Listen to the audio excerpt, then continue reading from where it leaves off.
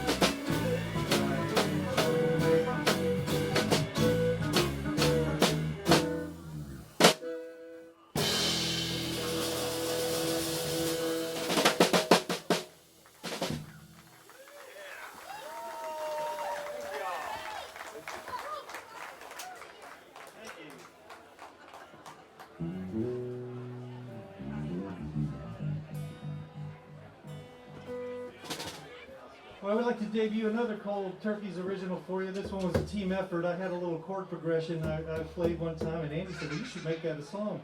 What do you call that? I said, well, to me it kind of sounds like a dog chasing its tail, so I called it a dog's tail. And Pat says, well, you say that like it's a bad thing. I said, well, you know, it's autobiographical. I feel like I'm running in circles. And he's like, no, that could be a good thing. Like, what if that's all you had to do in life was to chase your tail? Wouldn't that be awesome? And so Andy put down some lyrics from the dog's perspective. So this is a dog, I guess a dog's midlife crisis, you know, looking for the good old days of chasing his tail. It's called The Dog's Tail.